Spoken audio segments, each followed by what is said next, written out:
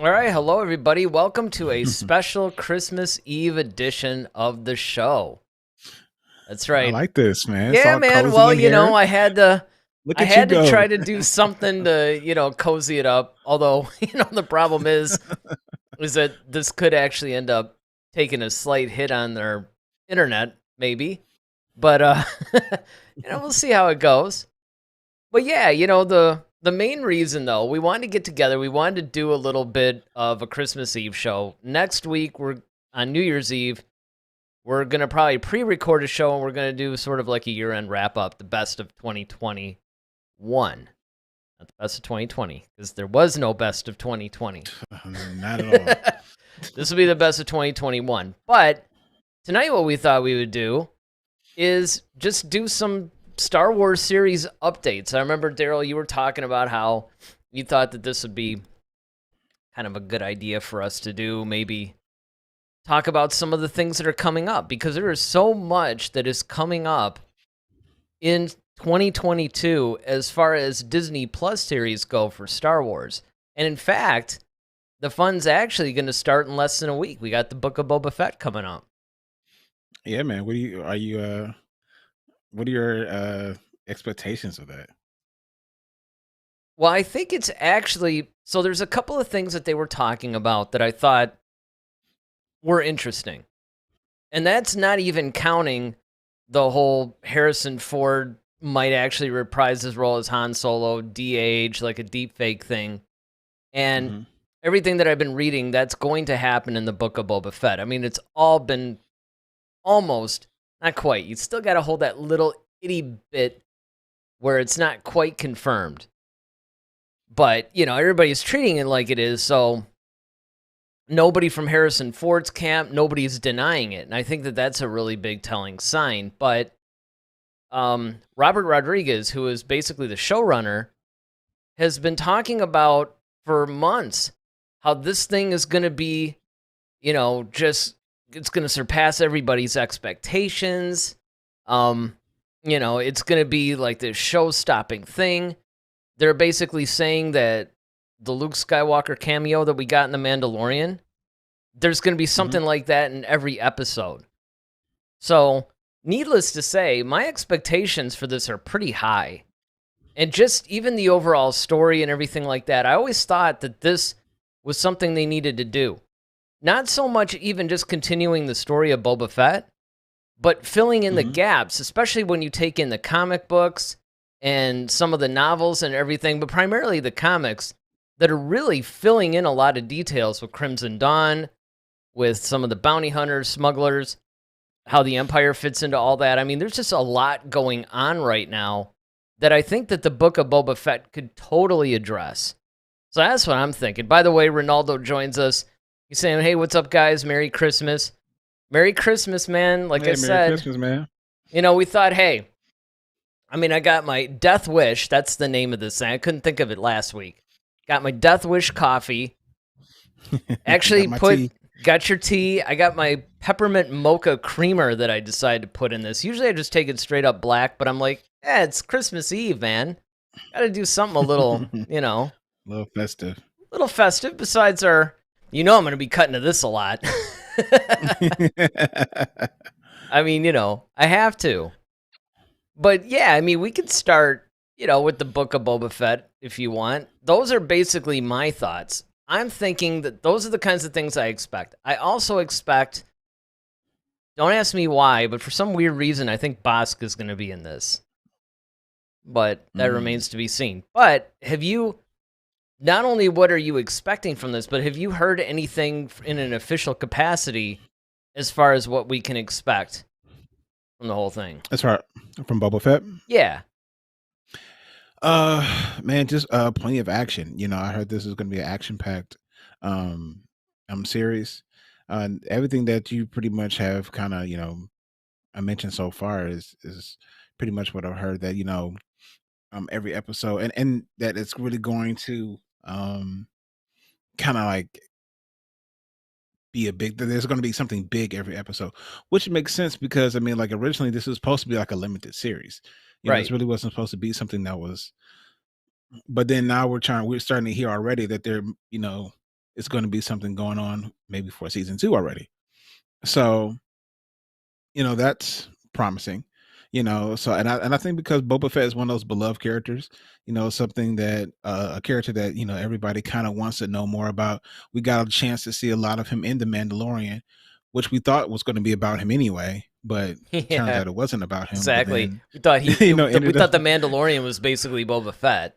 So, yeah, right, that's a good but point. Actually, the Book of Boba Fett is what we thought the Mandalorian was going to be. but we're getting that. Still, and and I Absolutely. think this is And I think that's what's cool about Star Wars is that people want to hear about more of these characters that aren't Jedi or Sith or what I mean, it's in the traditional sense. But now you got bounty hunters, smugglers, all this type of stuff that's going to be coming out. That you got the acolyte, which is the opposite side of the Jedi thing. So that's going to be cool, which is something I'm really anxious to see, and we'll get into that a bit later. But yeah, man, like Boba Fett, from everything I've seen so far, you know, it looks awesome. Well, And actually, the thing Ronaldo brings up something that I had forgotten about. I had read this, but I totally forgot about this. And he says, I think Cad Bane may appear. And I had yeah, heard that there was a strong possibility that we might get a live action Cad Bane in the Book of Boba Fett. yeah, yeah, because remember we actually I think we did a show about who we thought could play Cad Bane. We did, but I mean, that was more in the context of, I don't remember that being as part of the rumors.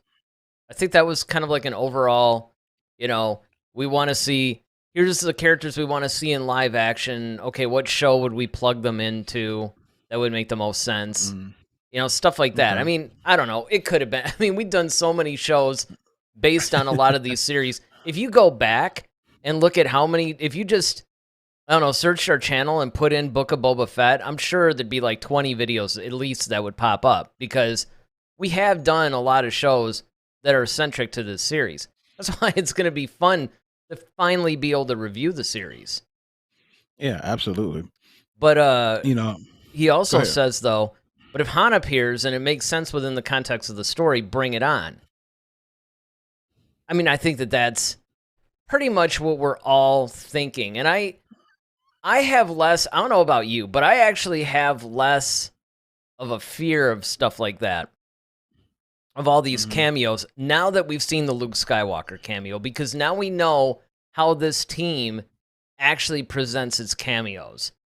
Where before, they had this sort of closed, because even before the Ahsoka appearance, right, you had pretty much these characters that were invented for the show, but Mhm. there was a lot of speculation from day one of, well, what familiar characters could appear in this thing? And I remember we'd done a lot of shows speculating on how they're going to handle it. Are they going to do it right? It would make sense to bring Luke in, but how do you do that without taking the focus away from Din? And Mhm. I mean, I think that they did that brilliantly. So now, I don't know about you, but I'm a lot less fearful about what we might see from cameos moving forward in all these shows. Well, yeah, I mean, and to that point, I think that, with the cameos that they presented to us, but I also feel like have also the cameos that they presented to us have been great. But I also feel like, this group kind of understands and how the Star Wars world works. And it's in the hands of, like I said, Filoni and Favreau. I mean, this isn't, this project is not necessarily theirs, but it's still kind of under their purview, and I think the television world is kind of righting the wrongs until they can get the film stuff kind of under control. This is kind of like, okay, this is the righting of the ship, so we say. So it's kind of like putting everything kind of back in line to back to traditional Star Wars the way it should be, and making things make sense, making things, giving the fans some fan service without going over the top. You know what I mean? And so I think that's kind of where, um, I feel like this show was really gonna go, and it's going to be interesting because once again, this is like the second show. We've only had Mandalorian. Right. Everything else. I mean, the Bad Batch has been cool, but that's still another animation. So to actually get another live animated show, I mean, a live action show, that's, you know, will kind of be comparable to the Mandalorian, and then right after that, we're getting more than likely Obi-Wan. So I Well, and think these are if all we good can see points. that, you know, Yeah, I, right. I mean, I think that one of the things that you have to focus on when it comes to this stuff is the fact that you bring up a good point. Even though for a couple of years now we've been inundated. I'll get that word out. We have been inundated with all of these shows that are coming out, that are in production, that we've even seen a trailer or two for, right? hmm But it's easy to forget that the Book of Boba Fett really is the second live action show. I mean, we still have only had The Mandalorian. hmm And part of what softened that blow is that Boba Fett's appeared in The Mandalorian, Ahsoka has appeared in The Mandalorian. We know they're going to get their own shows, hmm and now we've seen them in live action. So it's easy to be lulled into the whole thing of thinking that there's more live action stuff than there really is. But the Book of Boba hmm Fett, when it premieres next Wednesday, is going to be only the second live action show. Yeah. The other thing to that is that what I think they did, which was smart in my opinion, was they made, like you've said this before, they made the Mandalorian this flagship show, right? Mm-hmm. And what they've done is they've given us two consistent seasons of storytelling, right? So we've seen, and even within that, like to your point you just made, within that we've gotten, you know, a Baby Yoda, we've gotten Boba Fett back, we've gotten Ahsoka, we've gotten Luke Skywalker. You know, these are some major players, and to show how they handle these characters, Mm-hmm. how the television world is, how they handle it. I think it has started to rebuild the confidence. And so I think once Book of Boba Fett comes out next week, I think if that's a success as everyone pretty much predicts it to be, you know, now you're start like I said, you're gonna start turning that ship where now, okay, if when Obi-Wan drops, that's gonna, you know, do well. And we're gonna inch closer to people starting to gain their confidence back in Star Wars a little bit, because then now when you do release a movie, people come like, okay, well now that we've built some more credibility again within the franchise, and I think that's where you kind of catapult from there.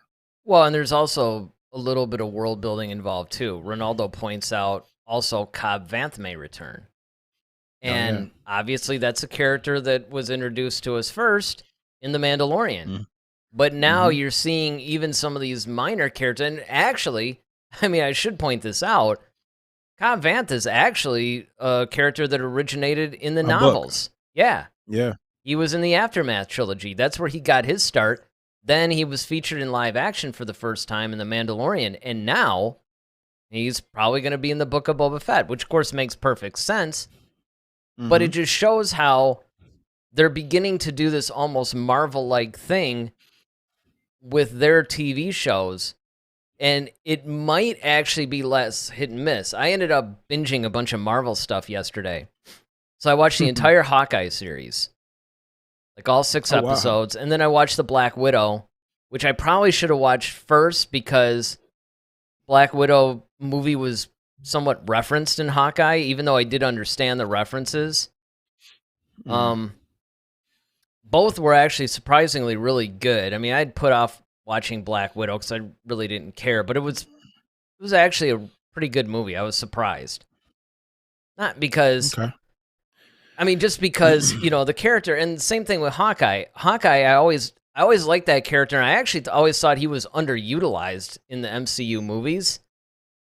And I do understand some of the criticisms that the Hawkeye show gets, but it's really good. And one of the reasons why well, actually, I should say the primary reason I'm bringing this up is because what they're starting to do with Marvel, which is smart, and it's also what they're doing in the Star Wars universe, is instead of having these big macro saving the universe type stories like the movies do, they're giving you a little bit more of a street level, like a smaller threat, you know? Mm-hmm. So I think that that's one of the things that's really cool is that instead of this whole the fate of the galaxy type storylines, we're getting a little bit more of a self-contained, smaller, more in-world storyline. You know, it's contained just on Tatooine. I mean, it probably isn't, but it seems like it's primarily there, you know? So I really think that that's what they need to concentrate on as well, that not everything has to be Fate of the Galaxy level stuff. Ronaldo actually has a question, which Okay. is good because we may even have the answer. Says, I have a question. Do you think the hype for the Book of Boba Fett is big or small? And he's saying that because he says, I mean, from the general public. Because I don't feel it outside of Star Wars fans. And, I mean, that's actually a good question. Yeah, and I think it's for some people outside of the Star Wars universe, I could see why it wouldn't be such a big hype for them because one, if you're really not part of the Star Wars franchise, you probably don't even know who the heck Boba Fett is, really like that. Because like you've mentioned before, Eric, you know, he was only in what like 13 minutes of a movie, you know, in between two movies or something Well, strange yeah, but I like mean, that. to be fair, though, Boba Fett has become Granted, somewhat of a cultural icon. I mean, I would say even people who aren't super aware will know who he is. They know the iconic armor. They might not necessarily know the entire context. But, well, you know, I mean, as far as minor characters go, I would say he's pretty known. I'll grant you that. But Well, what a right, in the spirit of Christmas, you're going to grant me this. 'Tis the season, man. 'Tis I the mean, season. you know what? You know what? I mean, yeah. Let's just look right up somewhere over there is my stocking Yeah. hanging up where you're going to put this. You're going to give me that point. Yes. That's wonderful. Wonderful news. It's a wonderful life. That's right. Angel's going to come down and show me what the sequel trilogies could have been.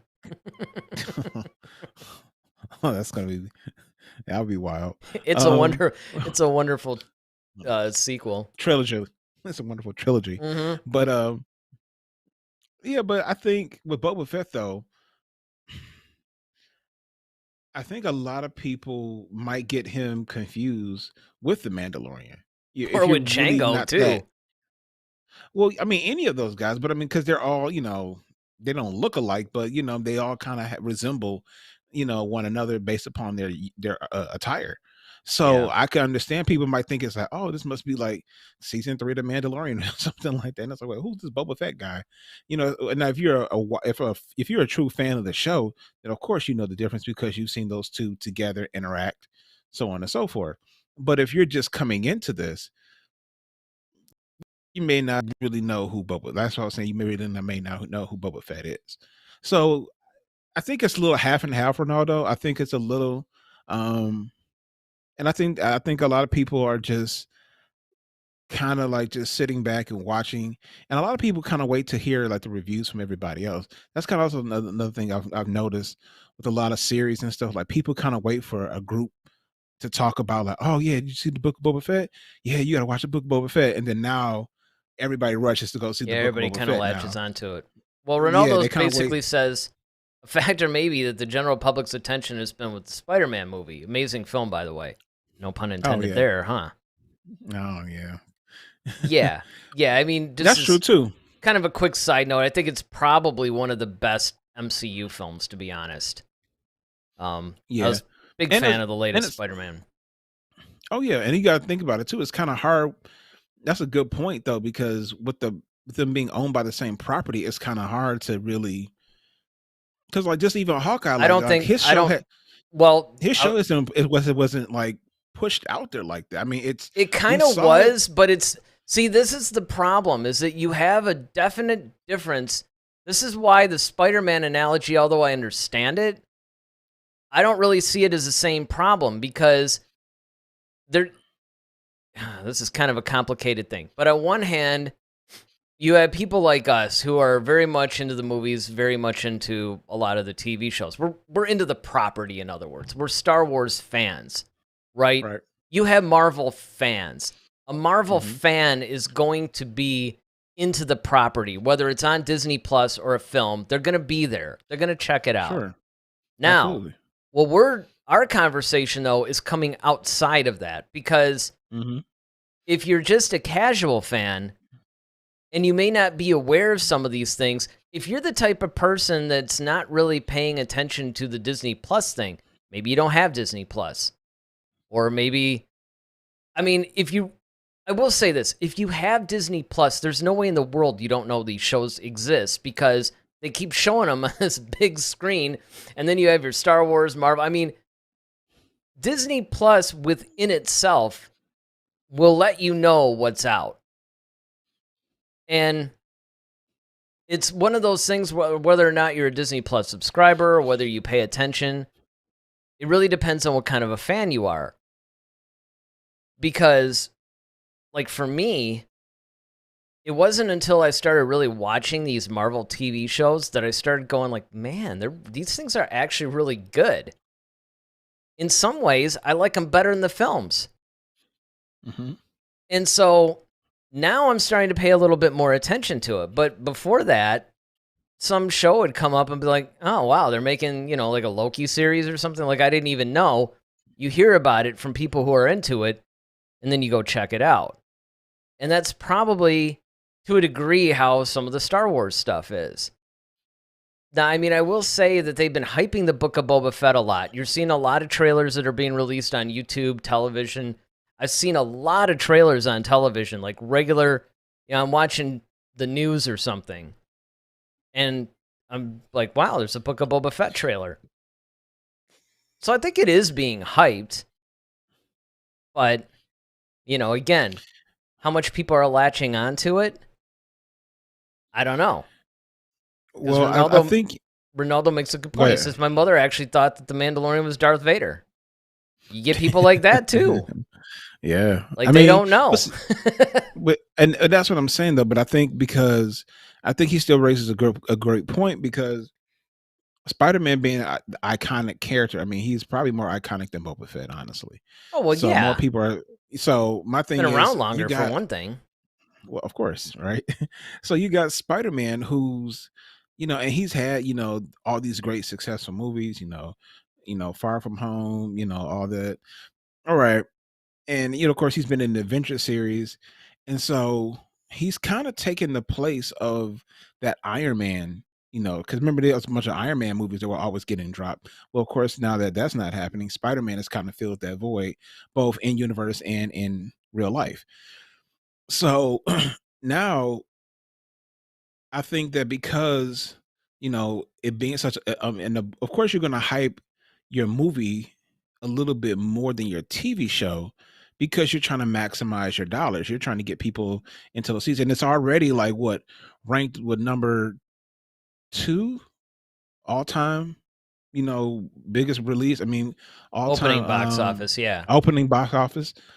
Yeah. It's just kind of like, I think there's a reason for that, because of course, you want to maximize the amount of dollars, because you have a limited window of when this is out in the theater, versus Book of Boba Fett, which is on Disney Plus, you can watch at any point.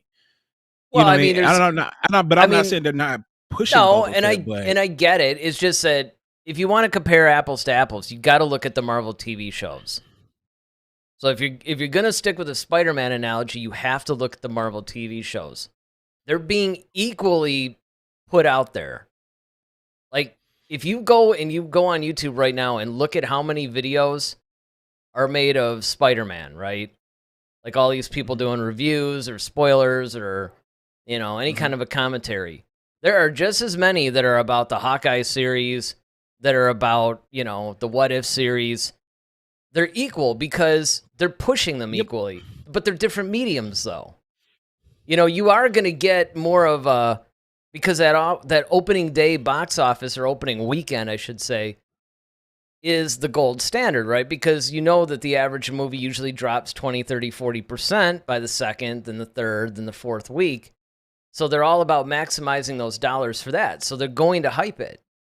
But it's not like they're not pushing the other stuff. Well, no, I'm just saying like prior to that's what I'm saying. Like prior to the release of Spider-Man, that's what I'm saying. Like I think it was you had more of a push because it's like, I don't hear anything about, like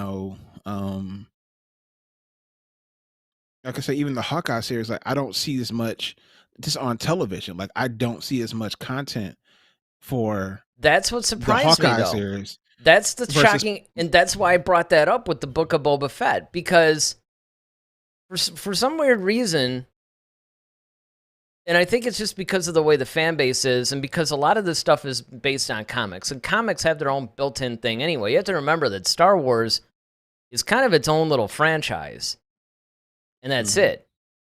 It's spun from the mind of this one guy, and on it goes. Comic books have been around forever. And, in talking about Spider-Man's success, that doesn't shock me, only because of the fact that out of all the Marvel heroes, he's always been the most popular. That's the whole reason why they started with Spider-Man movies back in the day. Even well before Iron Man came out. In fact, I remember when they were making an Iron Man movie, I thought that was pretty gutsy. Because, I collected Iron Man comics as a kid. I watched the cartoons when they were on and stuff. But, he's not really a general public kind of superhero. He's not, Yeah, and a lot of those Marvel guys really kind of aren't. They don't have that same weight as your Batman, Superman, that kind of thing. It's always been Spider-Man.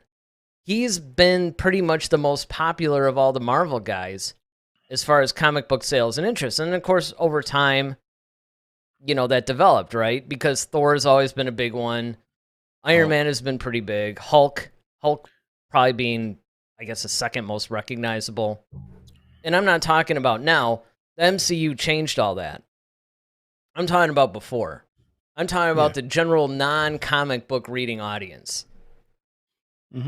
And that's why I was really shocked when I started seeing a lot of Book of Boba Fett ads on regular television. And I think part of that, too, is simply because they, The Mandalorian was pretty much the flagship show that launched the whole thing. I mean, if everybody Disney remembers, when Disney Plus first launched, that was The the first show. Mandalorian, that was like the show that was kind of like, okay, I really hope this is successful because we're betting this whole streaming service on it. Well, it paid off. So, I'm thinking that it might actually be beneficial. Now, Ronaldo says, now that the Spider-Man movie is out, people's attention might change to Boba Fett. Oh, definitely. I guess it's kind of, I don't really see, the problem is that back in the day, I could see people being that linear. I don't see people being that linear anymore.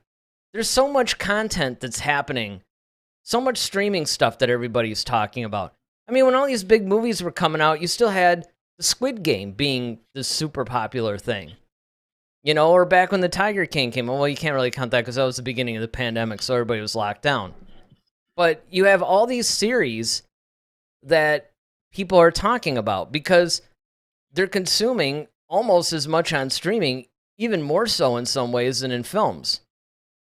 So you can be all hyped for a Spider-Man movie and still want to, watch whatever streaming phenomenon you're going to watch. That's true. Like just you and I were just talking about this the other day. The fact that one of our other favorite shows is Cobra Kai. Like that's about to come out. And that's at the same time Boba Fett's basically dropping. Yeah. So we're gonna be watching. But even though that's all dropped at once and not subsequent episodes. Well, and it's both streaming. Like Boba Fett. But a good thing is, you know what I'm saying? Yeah. Well, let's just say they released a movie that weekend. Still go watch it. It's not like I'm gonna be like, oh crap, which am I gonna pay more attention to?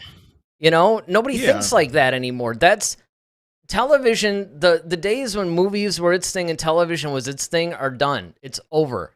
There was a time where movie actors wouldn't, as they would put it, lower themselves to do television.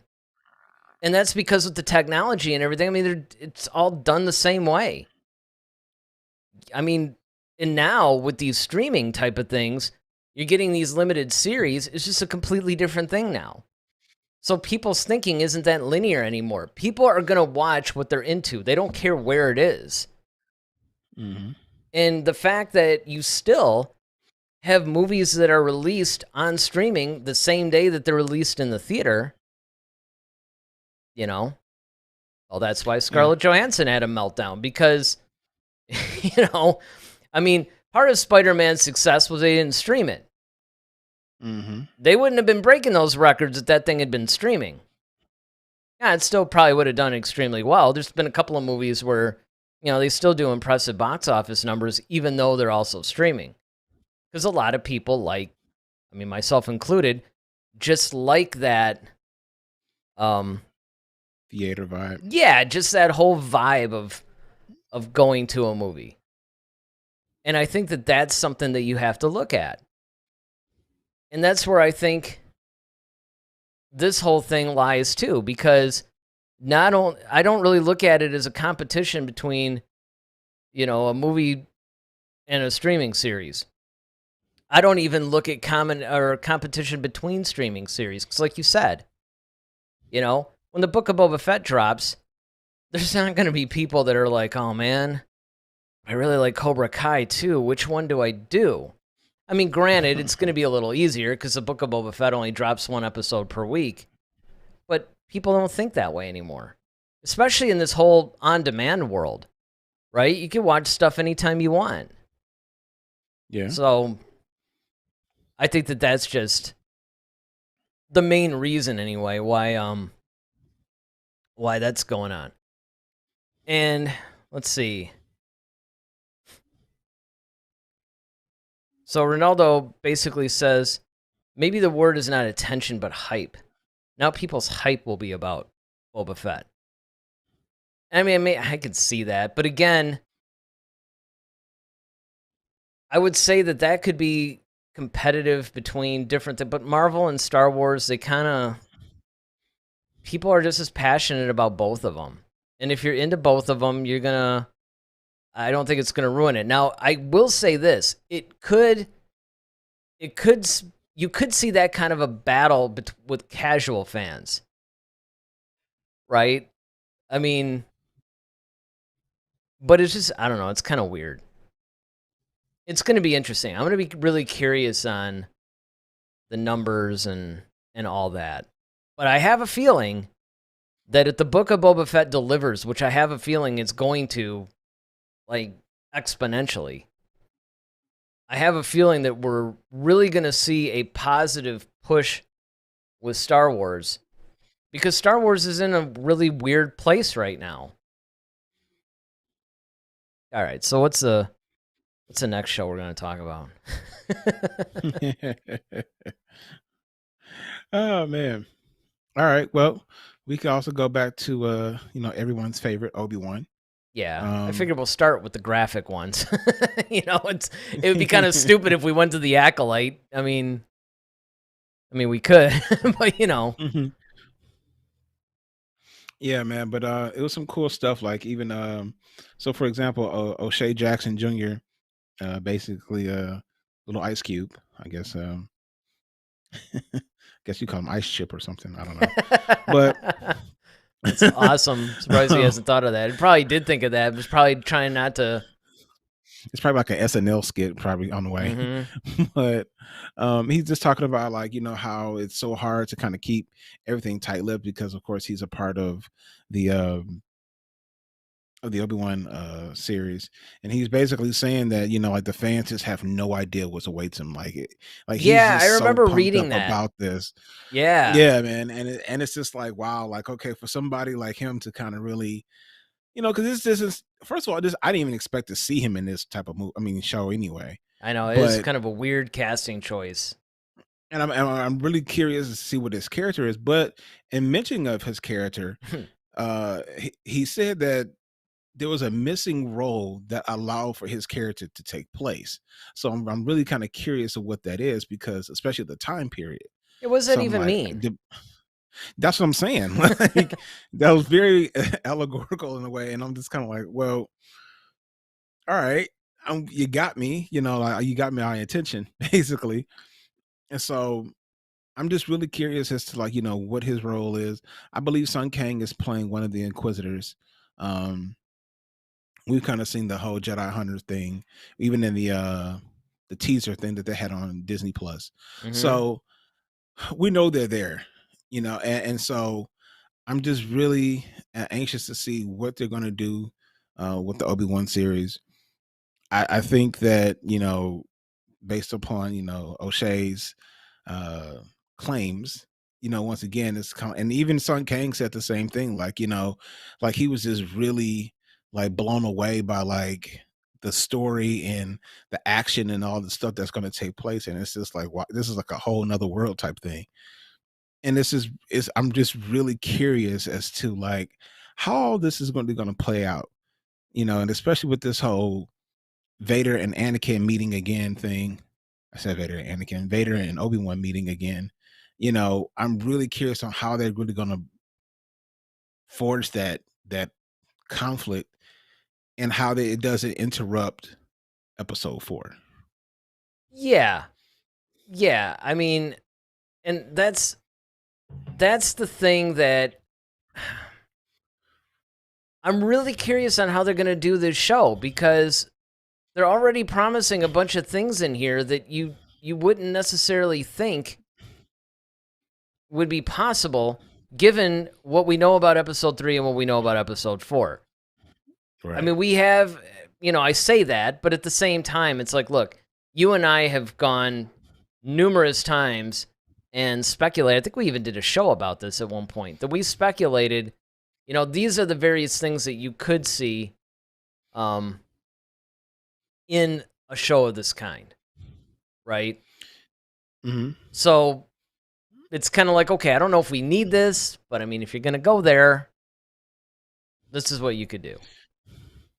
So in this though, I haven't seen as far as the casting list, I haven't seen Ian McDermott's name anywhere in this. So do you think we're actually going to get Palpatine at all, or No, and do I you? don't actually think he's even necessary in this, because the focus is going to stay on Obi-Wan, and it's going to stay on a lot of his things. Him running into Vader, even that is somewhat of a stretch, but I could at least see that. I can understand why that might be necessary. And I can also understand them wanting to tie some of the past with some of the, I guess, like the current stuff, right? The current meaning at that time. Because this is taking place something like 10 years after Revenge of the Sith. And so, in order to really explore Obi-Wan's state of mind, you're going to have to do some flashback stuff. You can't just, use like cut scenes from Revenge of the Sith or something. I mean, you're really going to have some stuff that you need to craft for it. But it does make me wonder a couple of things, because there's 3 things that we know. The updates that we have for this show are, number 1, O'Shea was basically saying, yes, you have no idea what you guys are about to see. I mean, all these cryptic things, like, you're just going to be completely amazed. This is going to go in so many different weird directions. You have Kathleen Kennedy that tells us that the rematch of the century or whatever is going to hit, right? Between Vader and Obi-Wan. You have all these different things. We have reports now that it could be coming in May or June of 2022. I'm trying to think of some of the updates, because I want to be transparent. I don't want to just make this. I want to give the updates on the show and then discuss it, because that's Gotcha. Otherwise it's disingenuous. Because I mean, look, our banner right here says Star Wars series updates. If all we do is discuss what we think the show is about, not really what people clicked on this thing for. So I do want to actually give some of the updates that we know, and not just expectations. But those are a lot of the key updates that we have for Obi-Wan. And we're a little bit closer to Obi-Wan coming out than some of these other series. So I think that works in its favor too. Ronaldo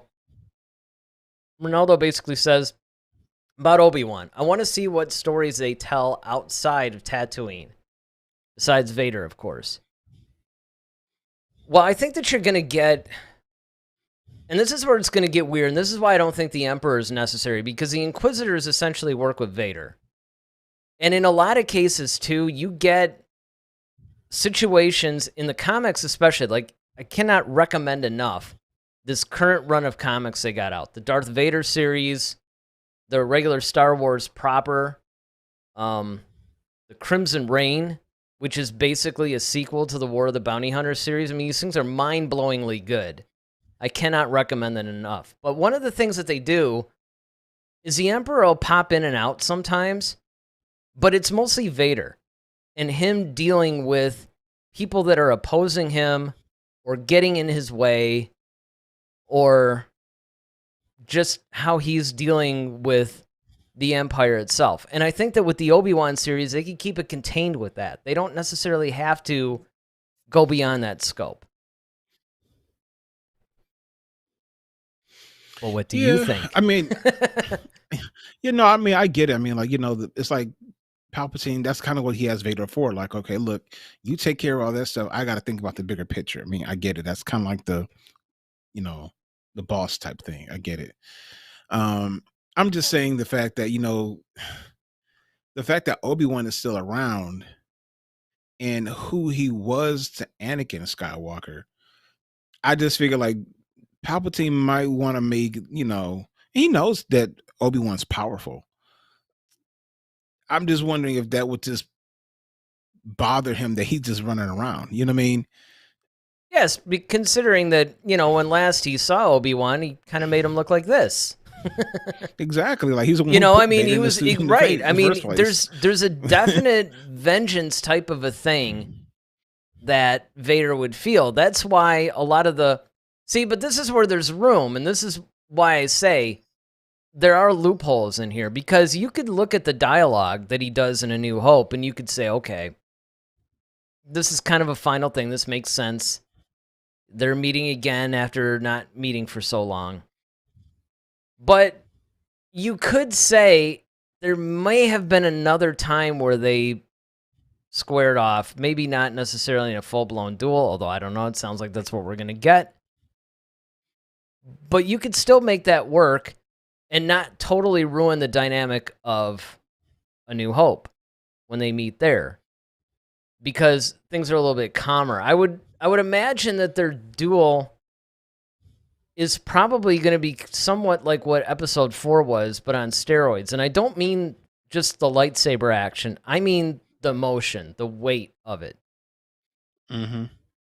Because I think that you're right. I think that there would still be kind of a nerve, and somewhat of a thing of Vader going, this guy is a little bit too dangerous to be left alive. I mean, he was one of the prime Jedi Masters.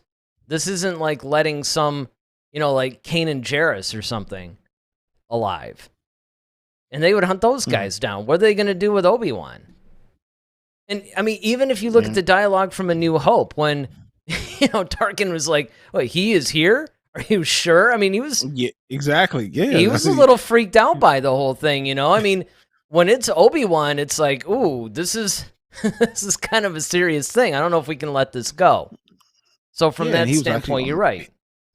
Yeah, he's actually on the council, and then of course they know, like, okay, as Jedis get older, I mean, granted, in some ways their skills diminish, but they still get more powerful too, though. Yeah, they rely on a different skill set, basically. Skill set, yeah, exactly. And so that's what I'm saying. Like, that's what makes me wonder if Palpatine is going to actually rear his head and like, okay, you really need to deal with this, because it's kind of important, because if Obi-Wan takes out Vader, I mean, that kind of unravels Palpatine's whole thing. Yeah, which is why I'm really curious. I know I keep forgetting this, but how many episodes of the show are we supposed to get? 6. Is that the one that's 6? I thought Book of Boba Fett was 6. No, this one's 6. It's 6 1-hour shows. Yeah, that's what it was. 6 1-hour shows. That's right. Okay. So with 6 1-hour shows, like we said, a lot is going to have to happen in this thing. And they're definitely going to have to explain to us a little bit about, I guess the best way really to describe it is they're going to have to bridge 3 and 4. Ronaldo's got a good comment about this that I find interesting. He says, I'm going to make a wild guess. I think the second sister will appear, and I think it's going to be played by Indira Varma. And That's good. wasn't that what we speculated? Yeah, I think so. Yeah. I think you brought that up.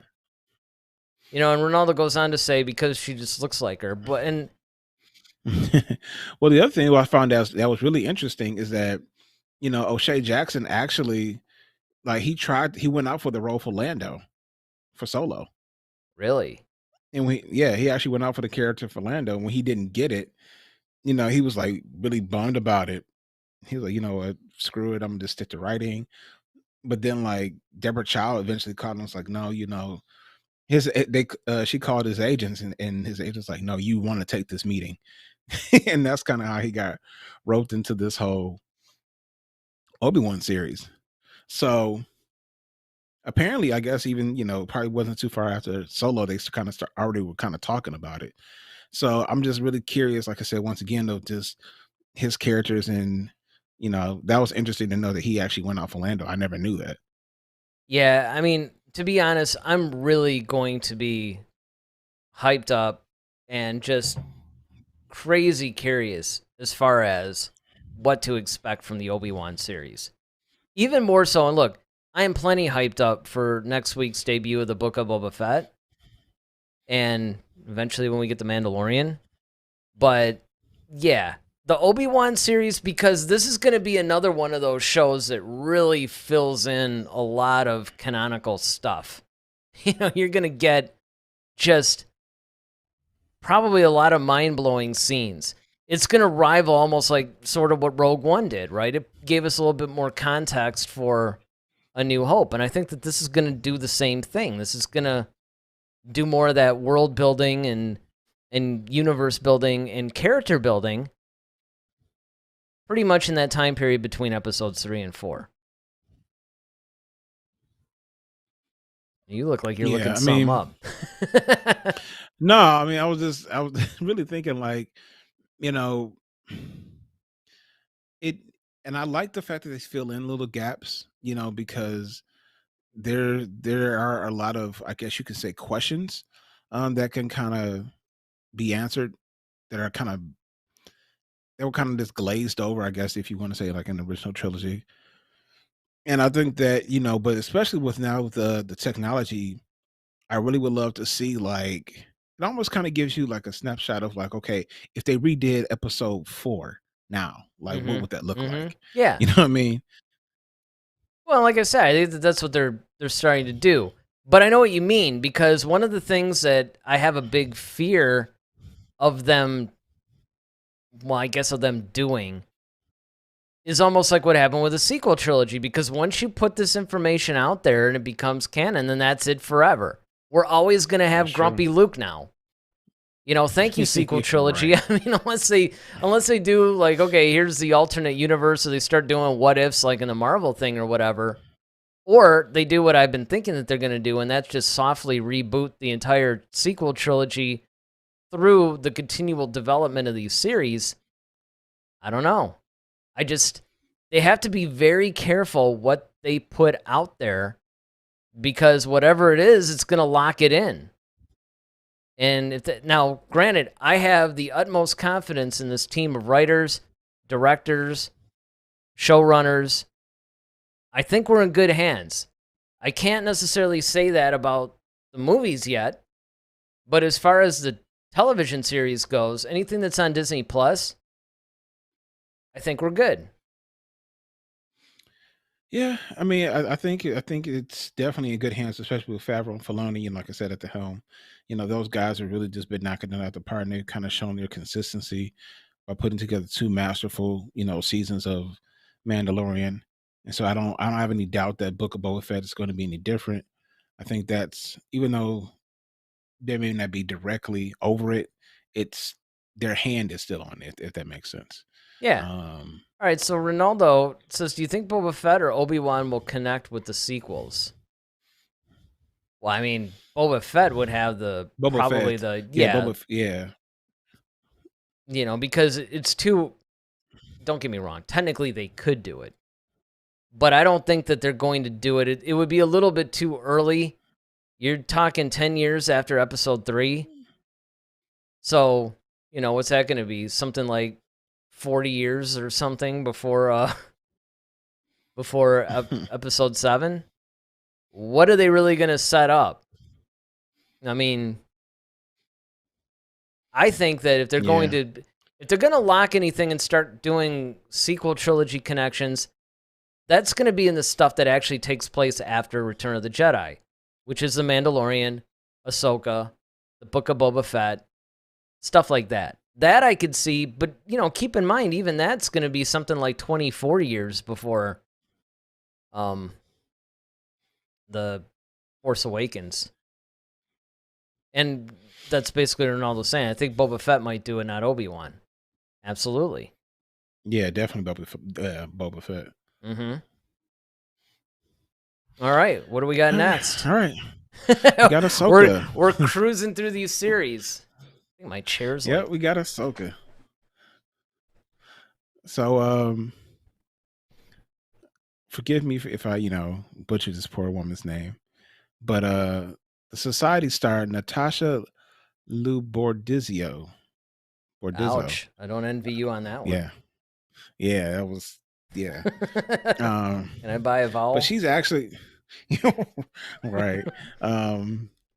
Yeah, she's actually joining the cast on Ahsoka as Sabine. Yeah. So we do. That was a big update.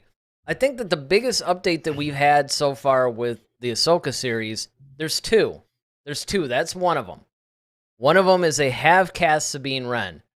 We thought for sure that was going to be Sasha Banks in The Mandalorian. Mm-hmm. But they threw us a curveball on it. Now they have officially, no rumors, officially have cast somebody as Sabine Wren for the Ahsoka series. The other thing is, they've been talking about, this part is a little shaky, they've been talking about Thrawn. How they've all but cast somebody for Thrawn. There was something that came out the other day about Thrawn. And again, I paid what you would call casual attention to it. And that's only because, it really wasn't, again, this isn't 100% official. So I think that one of the things that you have to look at is how likely is it? Whenever you're dealing with anything in rumor land, you have to say to yourself, how likely is this going to happen? I would put this on a really high probability. First of all, because there's multiple sources reporting this. This is kind of the same thing as Harrison Ford reprising his role as Han Solo, being de-aged for the Book of Boba Fett. Nobody's come out and confirmed it yet, but it's been leaked and nobody's denying it. So, well, there's that. The fact that, Thrawn, we already knew that was coming based upon from the Mandalorian. Well, sure, because Ahsoka's like, where is Thrawn, right? I mean, here's your first clue. Yeah, she's there's your first clue. And then, of course, when she fights the magistrate, she's like, where's your master? So once again, reinforcing the fact that, and then, of course, we knew from how Rebels ended, that was their goal because they were trying to find Ezra. So, all those things combined, we definitely know it's just a matter of who's actually going to play Thrawn. Yeah. And that's really the conundrum here. But a lot of people think it's Benedict Cumberbatch, so either that or Lars Mikkelsen. I mean, I've been hearing equal stuff on both. But I can't see it being Benedict. Lars. Yeah, because he's too tied into Doctor Strange. Doctor Strange, yeah. And then any other movies he wants to do. Yeah, right. He's got another movie coming out. Actually, that's actually coming out now. But then he's also has another Doctor Strange movie coming out. That's just about him. So, yeah, I don't think it's going to be him. But I think Lars Mikkelsen, I think he definitely probably will be the guy. I mean, he looks the part, and he was the one that voiced him in animation. So I would say that would be probably the best idea. choice. Yeah. Yeah. But I mean, that's pretty much from a I guess like a series standpoint, because Ahsoka was the one that basically mentioned him. I think that they Mm-hmm. were trying to reinforce the fact that, look, this is for Ahsoka, because the fact that he was mentioned in the Mandalorian series, the first question becomes, well, is he going to be in the Mandalorian or is he going to be in Ahsoka? And I think that they were trying to give you some context clues by saying, look, she's the one that's mentioning him. She's kind of on this mission. She's not trying to get too involved in the whole Grogu thing because she's got this She's got other her thing that own she's path. right. She has her own path. So, Mm-hmm. I mean, I think that that's something that, you do have to look at when you're looking at this kind of a thing. Ronaldo basically comes in and says, still want Henry Cavill as Thrawn. I mean, I could see it. I think we may have even entertained that. Then he goes on to say, have you seen the actress for Sabine in something? Because I don't remember seeing her in anything. I'd have to look at her credits again. I think it's called The Society, if that helps. Yeah, I think I may have even seen that. I think I saw that like on Netflix or something. I don't know. It sounds really familiar. I remember her name was familiar. I don't, the funny thing about Star Wars actors is I don't get really all that hung up on who they are and if they've been in anything really, because Star Wars tends to do better, I think, when lesser known actors are cast in the role. Oh yeah, absolutely. I mean, granted, sure, you had Liam Neeson as Qui-Gon Jinn, you had Natalie Portman as Padme. I mean, these are all really good casting choices, and they knocked it out of the park. Sam Jackson as Mace Windu. I mean, don't get me wrong, name actors have been definitely pulling their weight in the Star Wars franchise, but I think if you look at the original trilogy, though, yeah, I mean, everybody was unknown. Yeah, I mean, Mark Hamill he played a lead role about a year before in this serial killer movie that I still can't think of. My mom had gotten it when I was a kid on VHS, like in the late 80s or something. And it was so weird because he basically looked like he did in New Hope because the movie was made in 76 or something. I wish I can remember the name of the movie. He played a really creepy Ted Bundy-like serial killer, too. It was great. But, I mean, it's hardly a big blockbuster thing. Harrison Ford, he had a little bit of a part in All-American Graffiti, but it wasn't like he's the Harrison Ford we know today. Carrie Fisher was more known about who she was related to than anything that she did. So, yeah. All these people went on. Jones is probably doing the voice. That's pretty much about. Yeah. And he wasn't really too widely known at that point either. So, you definitely had a magical thing happen with this particular cast of unknown people. And you get that a lot, really. There's a lot of unknown people that are cast. And so I think that that's still the strength of Star Wars. Now that we're used to name people in the role, I think we start to think more that way now because of the successful named actors that we see. But, then of course you'll get name actors who you don't even know, like Daniel Craig is that one Stormtrooper. How many times do you see an A-list actor just playing like some, you don't even know it's them? And there's been a couple of, oh man, there's a couple of cameos like that from like really huge actors that just lent their voice to something or, whatever the case may be. So, I mean, I don't know. I think that that's a really good thing. But at the same time, it doesn't necessarily bother me. But if you absolutely have to know, then yeah, you said the Society, right? Yeah. Maybe. And then, yeah. Then lastly, just a quick update on the Acolyte. They have eyed Amanda Steinberg for the lead role of the Acolyte, and that's really supposed to kind of course, the Acolyte is kind of like a student of the dark side, pretty much, and this is prior to Bang and Student Ruler 2, and um it's supposed to kind of, as far as it is timeline, it takes place right at the end of the High Republic era and right before Phantom Menace. And the High Republic era is to have ended maybe 50 years before Phantom Menace. So at least they kind of have a lead person now that they're going to have, in this particular role. So now I'm just really curious, once again, just on how this show is really going to play out.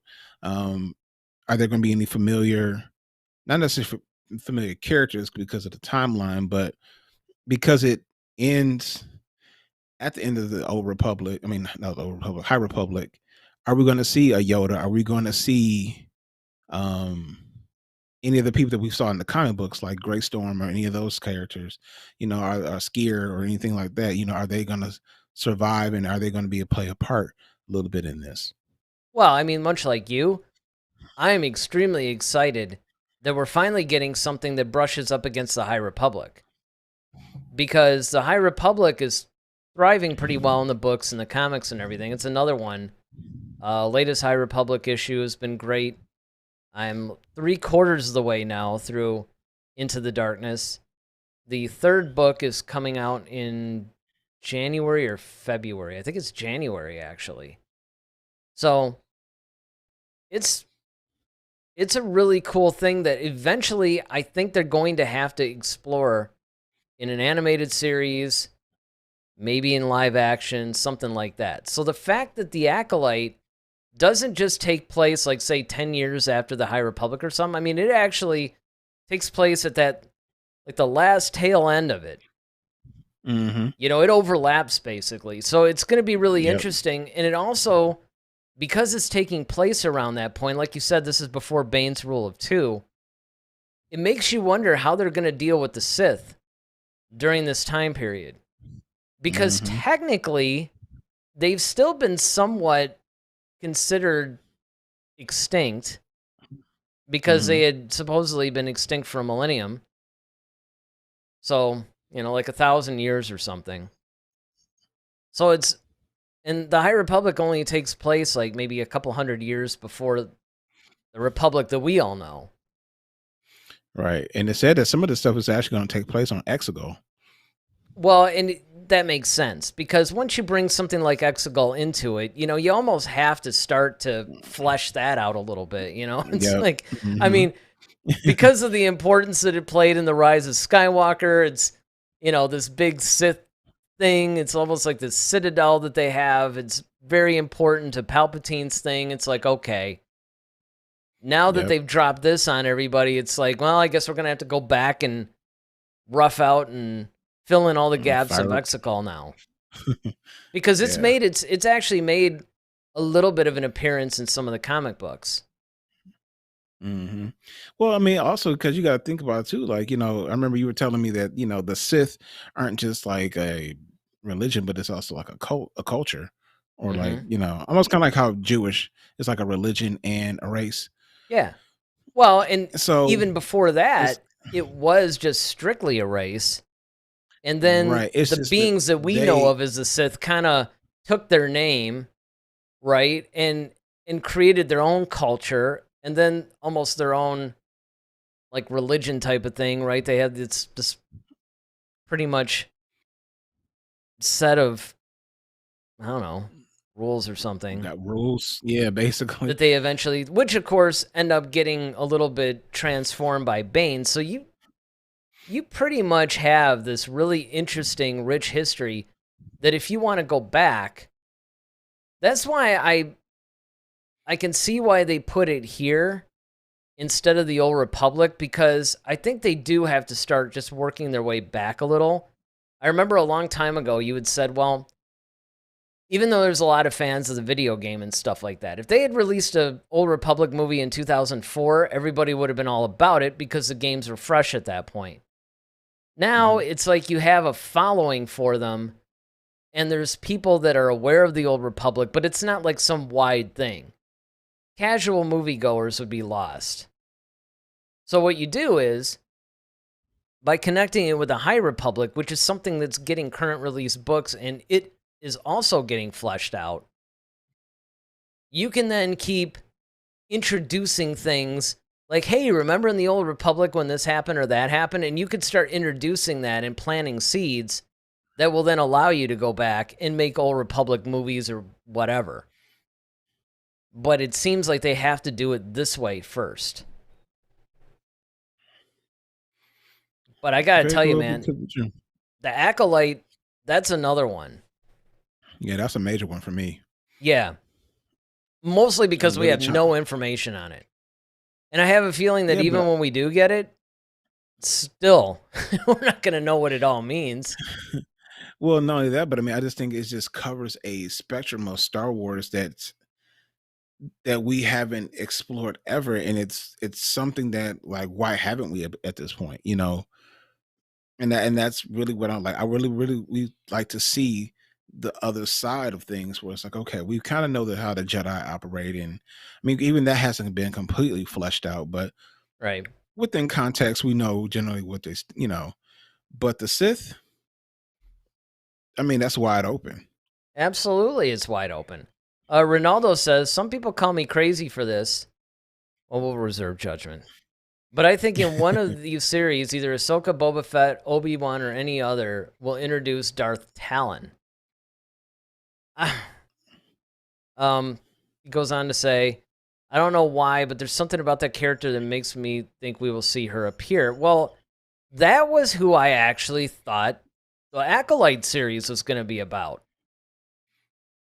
But the problem is once again, it's like, see, this is where they have to be somewhat careful, because you have to decide, and I don't know if they ever really do this or not, but what they should be doing is they should be sitting down and saying, okay, what kind of a fan are we going to make this movie for? Mm-hmm. Right? Because, you know, you do something like the whole, the Darth Talon thing, for instance. Okay.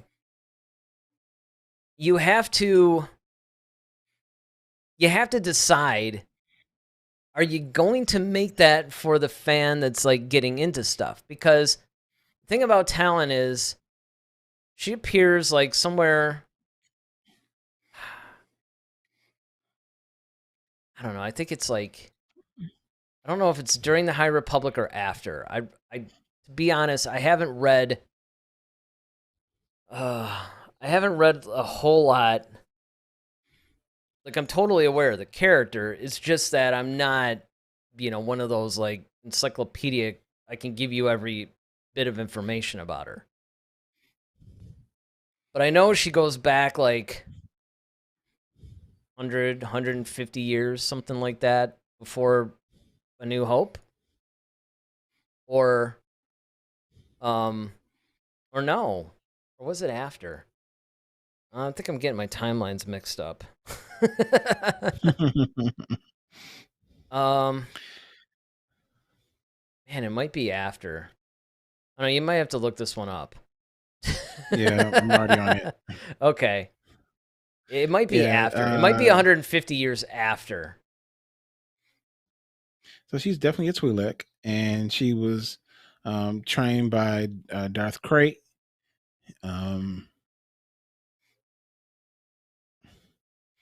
And she was often tasked with her important mission to capture the Jedi fugitive Kay Skywalker, and into his training in the dark side of the Force.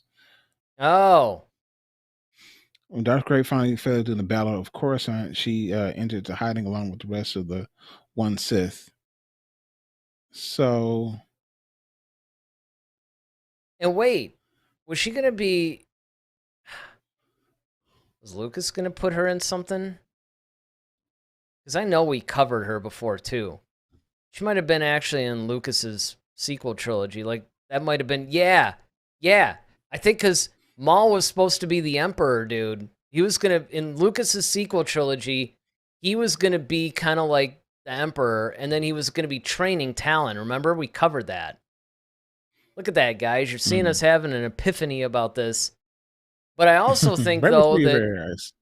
But see, the thing is, I'm not sure if that was Lucas's strict creation, though, for see, like what you're reading, seems like it was one of those things that Lucas was like, "Hey, that legend story is kind of cool. Maybe I'll pluck her into my thing." Yeah, because they said the Battle of Coruscant, so that's definitely um that should Yeah, definitely be yeah. I mean, it's. for I think. posts. I think it was a Legends thing. I think it was a Legends thing that Lucas is going to pull into it.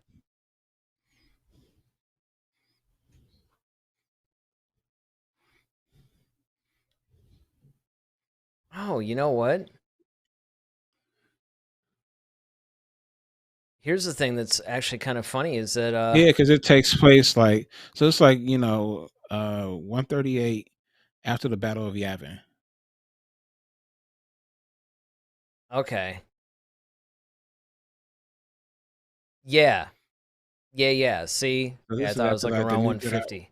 This, yeah, Oh so this is wait, like and reminiscent of the Ronaldo, new Jedi Ronaldo's Order. got Ronaldo actually has.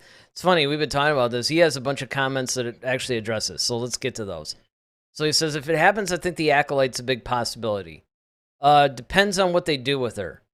It's a big possibility if they sort of warp everything and put her in. Because remember, this is before the Talon character actually is after the Battle of Yavin. After the Battle of Yavin. So she's like, you'd have to go like almost the same amount of years the other way if you want to put her in where the acolyte's going to be. He says, let's remember she was going to be one of the villains in George's sequel trilogy. Yep, you just watched us figure that out actually. Yeah. Then he goes on to say she appears in Star Wars Legacy comics. Okay, that makes sense. I wasn't sure if it was a novel or a comic. And then he says she was almost introduced in the movies in the Darth Maul canceled game. I think her time to appear in live action will come. It really depends on how much they want to stay away from anything that Lucas came up with. Because the problem is that if they start using that, then that's getting into a little bit of Lucas's thing, and they might be wanting to distance themselves away from that. It really depends. I could see it going either way. Now, granted, I will say this: I don't know what you're thinking, but she's a cool character, though. Oh, definitely. You Cool know, character, Twi'lek cool Sith, name. Yeah. cool name, something that's very marketable, something that would look good as an Hmm. action figure. I mean, let's be real. That's how it all Yeah, works. absolutely. Plus, it's kind of like you have the true female bad guy, if you will, Yes. because Well, we've that's always had another thing like too. we've had Ray as the heroine, but now you get to flip where you have um this Sith Lord woman, which we've never seen before. No, I mean the closest that we've ever gotten was Asajj Ventress, Exactly. and we didn't get to see her unfortunately in live action. That's still my hope. I mean, if you're gonna bring somebody Oh man. back into the fold, I mean the Yeah. acolyte would be a little too early, depending on when they're gonna do stuff. But Well, I it mean, depends on what kind of, because she's not exactly human. I mean, she's human-ish, but I don't know what yeah, I know you're thinking that race she she can live is, a couple and hundred years or something. I mean, yeah, that's maybe possible. I mean, she was around. Um, she might have like she looks like she could be related to Cad Bane. yeah, yeah. I mean, it just well, and here's something interesting that Ronaldo points out too. He says, "I understand George loved this character. Maybe Dave Filoni likes her too." Again, Possibly. it really depends on how much they want to. Now, granted, the Disney Plus side of Star Wars is a lot more George friendly than the movie side is, right? Definitely. Filoni and all those guys are like, yeah, man, come on the set. And, oh, hey, you want to direct this little scene? And, you know, Like, yeah, come hang out and come hang out and, hold have some pizza. Grogu. And yeah, exactly. I mean, and from what I understand, he even consulted a little bit. Now, of course, there were still the rumors. I don't know if they ever proved to be true. I think somebody said they were true, where Lucas ended up rewriting some of the Rise of Skywalker and even directed some of it. I don't know exactly how far that goes, but I could definitely see that he may have punched it up. I mean, honestly, that's who they should have gotten to do the Rise of Skywalker. They should have let Lucas conclude the saga. I mean, not that I'm trying to go in a completely different direction with this show or anything, because this could actually be its own thing, but just kind of in this conversation, that's who they really should have, what they should have done if they wanted to do it right. Yeah, I agree. You know, because he could have, and then everybody that hates the sequel trilogy, it'd be like, well, look, man, the creator's the one that did the last one. Now, of course, they'd be like, well, look at what he had to work with and all this stuff. But I think that Lucas could have probably fixed things and done his thing. And he wouldn't have even had to direct it. Just have him write it and, you know, do his the Lucas stuff that he's good at. But I mean, the Darth Talon thing's definitely a possibility. I wouldn't write anything off, actually, because you don't know where their mindset is when it comes to this kind of thing. You know, they seem to be willing to bring in a lot of people that they weren't necessarily. You know, Lucas is really kind of tight-lipped on that kind of thing. If he was bringing somebody in, it was so secretive. Whereas it seems like, because they're not necessarily protecting the property, you know, whereas Lucas was more like, hey, if it doesn't come from me, then it's not real. And it's like, okay, well, the fans really want this in, I'll put it in, that kind of thing. These creators are fans themselves. And so when a cool concept comes up, or a character from Legends or some other source comes up, they go, hey, yeah, let's put that in. I think we can make that work with this story. And that's the difference between the Filoni-Favreau thing and even Lucas. I would agree with that. I would definitely agree with that. I mean, I think that with Filoni, I mean, of course, you know, them being his protege, you know, it's kind of like they're gonna more than likely kind of be on the same page in the same vein anyway. So yeah, it stands to reason. It does. I mean, and again, it's one of those things where you have to. They do have to look at it from a marketing and a business perspective, obviously. Sure. But one of the things that I hope that they do is they spin it a little bit more the way that Lucas did. It's art first and then commerce, where they flip that around a little bit. But with these shows, you know, who knows? So I don't know. Do we have any updates for any of the other shows? No, I think that's all for tonight. Yeah, I don't think that they've. Yeah, not to mention it's fact. You know, I haven't even opened gifts with my family yet. They're kind of like, "Hey, man, Oh, yeah." yeah.